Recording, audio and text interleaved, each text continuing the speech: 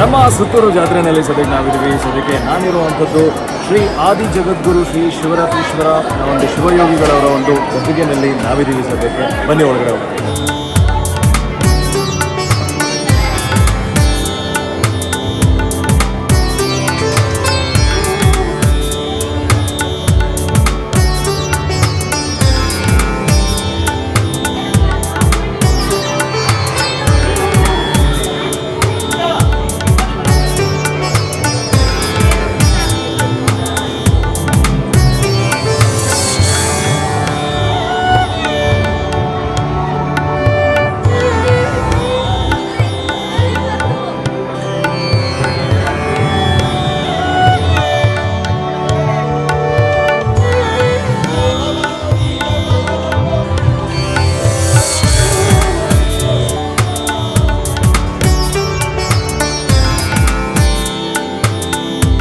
ಸುತ್ತೂರು ಜಾತ್ರೆಯ ಈ ಒಂದು ಅನ್ನದಾಸೋಹ ನಡೀತಾ ಇದೆ. ಸೊ ಈ ಒಂದು 26ರಿಂದ 31ನೇ ತಾರೀಕುವರೆಗೂ ಕೂಡ ಈ ಒಂದು ಜಾತ್ರೆ ನಡೀತಾ ಇರುತ್ತೆ. ಬಟ್ ಈ ಒಂದು ಜಾತ್ರೆಗೆ ಬರುವಂತಹ ಎಲ್ಲ ಭಕ್ತಾದಿಗಳಿಗೂ ಕೂಡ ಆಹಾರನ ಒದಗಿಸಬೇಕು, ಅನ್ನದಾಸೋಹನ ಮಾಡಬೇಕು. ಸದ್ಯಕ್ಕೆ ಆ ಅನ್ನದಾಸೋಹಕ್ಕೆ ಎಲ್ಲ ಒಂದು ಉಗ್ರಾಣದಲ್ಲಿ ಏನೇನು ರೆಡಿ ಮಾಡಿಟ್ಟಿದ್ದಾರೆ ಅಥವಾ ಸ್ಟೋರ್ ಮಾಡಿಟ್ಟಿದ್ದಾರೆ ಆ ಒಂದು ಉಗ್ರಾಣದಲ್ಲಿ ನಾವಿದ್ದೀವಿ.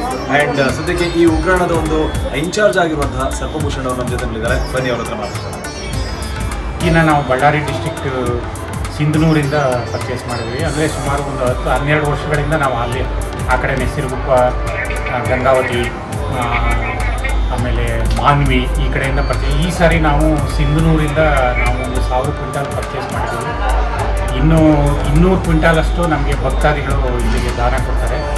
50 ಕ್ವಿಂಟಾಲ್ ಒಬ್ಬರು ಕೊಟ್ಟಿದ್ದಾರೆ. ಇನ್ನು ಕೆಲವರು 25 ಈ ಥರ ಎಲ್ಲ ಒಂದು 200 ಕ್ವಿಂಟಾಲ್. ಒಟ್ಟಿನಲ್ಲಿ ನಮಗೆ 1200 ಕ್ವಿಂಟಾಲು ನಾವು ಈ ಜಾತ್ರೆಗೆ ಯೂಸ್ ಮಾಡ್ತಾಯಿದ್ದೀವಿ. ಎಣ್ಣೆ 1500 ಕ್ಯಾನ್ಗಳು, ಅಂದರೆ 15 ಲೀಟರ್ ಕ್ಯಾನು ನಾವು KYFಯಿಂದ ಪರ್ಚೇಸ್ ಮಾಡ್ತಾಯಿದ್ದೀವಿ. ಆಮೇಲೆ ಬೇಳೆ ಗುಲ್ಬರ್ಗದಿಂದ 150 ಕ್ವಿಂಟಾಲ್ ಬೇಳೆ ನಾವು ಪರ್ಚೇಸ್ ಮಾಡೋದು. ಅದಲ್ಲದೆ ದಾನಿಗಳಿಂದ ಒಂದು 15 ಕ್ವಿಂಟಾಲ್ ಬೇಳೆ ಬಂದಿದೆ. ಹೆಸರು ಬೇಳೆನೂ ನಾವು ಗುಲ್ಬರ್ಗದಿಂದ ಒಂದು 20 ಕ್ವಿಂಟಾಲಷ್ಟು ಪರ್ಚೇಸ್ ಮಾಡಿದ್ದೀವಿ. ಇನ್ನು ಬೆಲ್ಲ ನಾವು ಮಂಡ್ಯದಿಂದ ಸುಮಾರು 11 ಟನ್ ಪರ್ಚೇಸ್ ಮಾಡಿದ್ದೀವಿ. ಭಕ್ತಾದಿಗಳಿಂದ ಒಂದು 2 ಟನ್ನು ಪ್ಲಸ್ ಬಂದಿದೆ. ಇಷ್ಟು ನಾವು ಮೇಜರ್ ಐಟಮ್ಸ್ನ ನಾವು ಖಾರದ ಪುಡಿ 3600 kg ನಾವು ಮಿಲ್ ಮಾಡಿಸಿರೋದು, ಪೌಡ್ರ್ ಮಾಡಿಸಿಟ್ಕೊಂಡಿದ್ದೀವಿ. ಅದಲ್ಲದೆ ಅದು ಖಾರದ ಪುಡಿ ಅಲ್ಲದೆ ಹಚ್ಮೆಣಸಿನ ಪುಡಿ ಅದೆಲ್ಲ ಇಟ್ಕೊಂಡಿದ್ದೀವಿ. ಸಕ್ಕರೆ 150 ಕ್ವಿಂಟಾಲ್ ಬಣ್ಣಾರಿಯವರು ಕೊಟ್ಟಿದ್ದಾರೆ. ನಮಗೆ ಎಕ್ಸ್ಟ್ರಾ ಬೇಕಾದರೆ ನಾವು ಇದರಿಂದ ಪರ್ಚೇಸ್ ಮಾಡ್ತಾಯಿದ್ದೀವಿ. ಕಡಲೆ ಹಿಟ್ಟು 110 ಕ್ವಿಂಟಾಲ್ ತೊಗೊಂಡಿದ್ದೀವಿ. ಆಮೇಲೆ ನಂದಿನಿ ತುಪ್ಪ ಸುಮಾರು 500 kg ಈಗ ಸದ್ಯಕ್ಕೆ ತೊಗೊಂಡಿದ್ದೀವಿ, ಇನ್ನೂ ಬೇಕಾಗ್ಬೋದು. ಮತ್ತು 800 kg ದ್ರಾಕ್ಷಿ ಗೋಡಂಬಿ ತೊಗೊಂಡಿದ್ದೀವಿ. ಇಷ್ಟು ಪರ್ಚೇಸ್ ಮಾಡಿದ್ದೀವಿ. ಮತ್ತು ಏನಾದರೂ ಬೇಕಾದರೆ ಮೈಸೂರು ಮಾರ್ಕೆಟಿಂದ ನಾವು ತೊಗೊಳ್ತಾ ಇದ್ದೀವಿ. ಉಗ್ರಾಣದಲ್ಲಿ ಈ ಒಂದು ದವಸ ಧಾನ್ಯಗಳನ್ನೆಲ್ಲ ನೋಡಿದ್ರಿ. ಆ್ಯಂಡ್ ಈಗ ಸದ್ಯಕ್ಕೆ ಈ ಒಂದು ಜಾತ್ರೆಗೆ ಏನೇನೆಲ್ಲ ತಯಾರಿ ಬೇಕು, ಈ ಒಂದು ವೆಜಿಟೇಬಲ್ಸ್ನ ಕಟ್ ಮಾಡಿಟ್ಟಿದ್ದಾರೆ ನೋಡಿ. ಎಲ್ಲ ರೀತಿಯಾದಂಥ ಒಂದು ವೆಜಿಟೇಬಲ್ಸ್ ರೆಡಿ ಇರುವಂಥದ್ದು ಇದೆ. ಆ್ಯಂಡ್ ಕಟ್ ಮಾಡಿರುವಂಥ ಎಲ್ಲ ವೆಜಿಟೇಬಲ್ಸ್ಗಳನ್ನು ಕೂಡ ರೆಡಿ ಮಾಡಿಟ್ಟಿದ್ದಾರೆ. ಹಾಗೆಯೇ ಎಲ್ಲ ಕೆಲಸಗಳು ಕೂಡ ನಡೀತಾ ಇದೆ. ಸೊ ಇದು ಈ ಒಂದು ಜಾತ್ರೆಯ ಅನ್ನದಾಸೋಹದ ತಯಾರಿ. ಸುತ್ತೂರಿನ ಈ ಒಂದು ಜಾತ್ರೆಯ ಮಹಾ ಅನ್ನದಾಸೋಹದ ಕಿಚನ್ನಲ್ಲಿ ಸದ್ಯಕ್ಕೆ ನಾವಿದ್ದೀವಿ. ನೀವು ನೋಡ್ತಿರ್ಬೋದು, ದೊಡ್ಡ ದೊಡ್ಡ ಹಂಡೆಗಳಿದೆ. ಸೊ ಇದರಲ್ಲಿ ಸಾವಿರಾರು ಜನಕ್ಕೆ ಒಂದು ಸರಿ ಅನ್ನಗಳು ಮತ್ತು ಪಾಯಸ ಇರ್ಬೋದು ಅಥವಾ ಬೇಳೆ ಸಾಂಬಾರು ಇರ್ಬೋದು ಎಲ್ಲ ಬೇಯ್ತಾ ಇದೆ.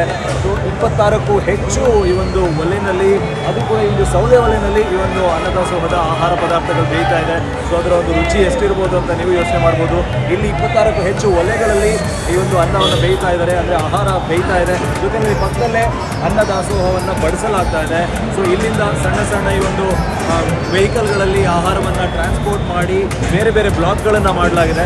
ಸೊ ಆ ಒಂದು ಬ್ಲಾಕ್ಗಳಲ್ಲಿ ಆಹಾರನ ಅವರು ಎಲ್ಲರಿಗೂ ಕೂಡ ಒಂದು ಬಡಿಸ್ತಾ ಇದ್ದಾರೆ. ಸೊ ಇದು ಬರೀ ಅನ್ನದಾಸೋಹ ಅಲ್ಲ, ಇದು ಮಹಾ ಅನ್ನದಾಸೋಹ. ಶ್ರೀ ವಾಟಾಳ್ ಸ್ವಾಮೀಜಿಗಳವರಿದ್ದಾರೆ. ಸ್ವಾಮಿಗಳೇ ನಮಸ್ಕಾರ. ನಮ್ಮ ಪರಮಪೂಜ್ಯ ಶಿವರಾತ್ರಿ ರಾಜೇಂದ್ರ ಮಹಾಸ್ವಾಮಿಗಳವರು ಈ ಜಾತ್ರಾ ಮಹೋತ್ಸವವನ್ನು ಮಾಡಬೇಕು ಅಂತೇಳಿ ನಾವು ಶುರು ಮಾಡಿದ್ರು. ನಾವೆಲ್ಲ ಸೇರಿ ಶುರು ಮಾಡಿದಂಥ ಸಂದರ್ಭದಲ್ಲಿ ಆಗ ಹೆಚ್ಚಿಗೆ ಈ ರೀತಿ ಜನಸಂದಣಿ ಇರಲಿಲ್ಲ. ಬಹುಶಃ ಒಂದು ದಿವಸ ಮಾತ್ರ ಅಥವಾ 10 ದಿವಸ ಮಾತ್ರ ಹೆಚ್ಚಿಗೆ ಜನ ಇರ್ತಿದ್ರು. ಅದಲ್ಲದೆ ಮಾಮೂಲಾಗಿ 5 ದಿವಸ ಸುಮಾರು ಜನ ಇದ್ದರು. ಮತ್ತು ಆವಾಗ ದನಗಳ ಪರಿಚಯನೂ ಕೂಡ ಇತ್ತು, ಇಷ್ಟು ಪ್ರಮಾಣದಲ್ಲಿ ಇರಲಿಲ್ಲ. ಬರ್ತಾ ಬರ್ತಾ ಜಾತ್ರೆ ಚೆನ್ನಾಗಿ ಆಗ್ತಕ್ಕೆ ಶುರು ಮಾಡ್ತು. ನಮ್ಮ ಪರಮಪೂಜ್ಯ ಈಗಿನ ಜಗದ್ಗುರು ಶಿವರಾತ್ರಿ ದೇಶಿಕೇಂದ್ರ ಮಹಾಸ್ವಾಮಿಗಳವರು ಅವರು ಅಧಿಕಾರ ವಹಿಸ್ಕೊಂಡ್ಮೇಲೆ ಬಹುಶಃ ಜಾತ್ರಾ ಮಹೋತ್ಸವವು ವಿಜೃಂಭಣೆಯಿಂದ ದೊಡ್ಡ ಪ್ರಮಾಣದ ನಡೆಯೋದಾಯಿತು. ಬೆಸ್ಟ್ ಎಂಟರ್ಟೈನ್ಮೆಂಟ್ಗಾಗಿ ಲೈಕ್, ಫಾಲೋ ಮತ್ತು ಸಬ್ಸ್ಕ್ರೈಬ್ ಮಾಡಿ ರೆಡ್ FM ಕನ್ನಡ.